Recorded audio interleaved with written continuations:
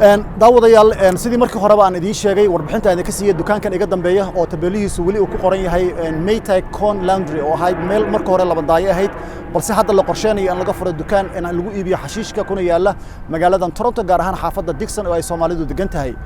waxaa jirta in dadka Soomaaliyeed dhamaantood arrintan ay u baraarugeen gudiga dhalinyarada iyo gudiga culumaa diinka ee magaalada Toronto ay hogaaminayaan masaajidka Khalid bin Walid odayaashooda ayaa runtii arrintan u guntaday iyo dadka degan xaafadda Dixon in aan haba yaraatay dukaankan laga furin xaafadda Dixon iyagoo ilaa ay haatan araaji aad u far badan qabtay una gudbiyay gudiga u qaabilsan khamriga iyo khamaarka ee gobolka Ontario ee la yiraahdo Alcohol and Gaming Commission haddaba arrintaasi warbixin sidaan uga helno ayaan waxaan la kulmay Cabdullaahi Wall oo horay warbixin gaaban idiin siiyay oo runtii haddana ka warrami doona meesha dadka Soomaaliyeed iyo gaar ahaan araajidii la qoranayay ee lagu diidayay in dukaankan iga dambeeya in ku yaala magaalada Toronto laga furo halkan isagoo iibin doona xashiish haddii ay dhacdo in xashiishkani dukaankan iibinaya halkan laga furo in halkani sidaan horeyba idin kugu sheegay ay hoy u noqon doonto dadka dambiilayaasha ah dadka darbijiifka ah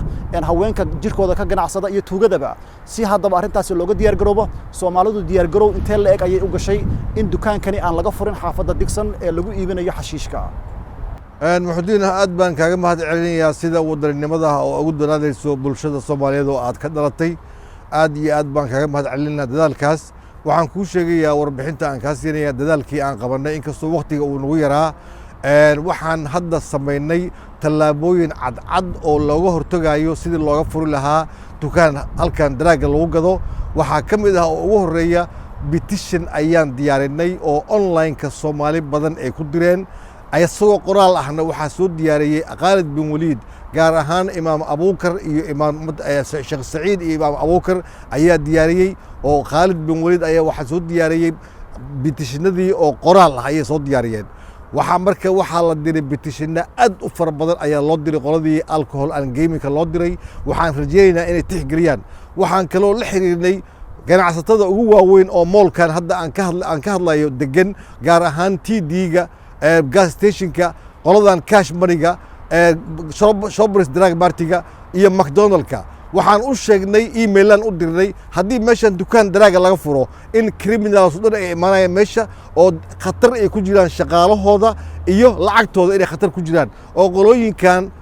daraaga ka bic mushtara oo criminalka ah lacag inay ka dhici karaan bangiga qoladan cash money-ga gas stationka kulli tallaabada labaad waa taasay noo ahayd tallaabada saddexaad waxaan qaadnay oo ugu muhiimsan siyaasiyiinta meesha oo city-ga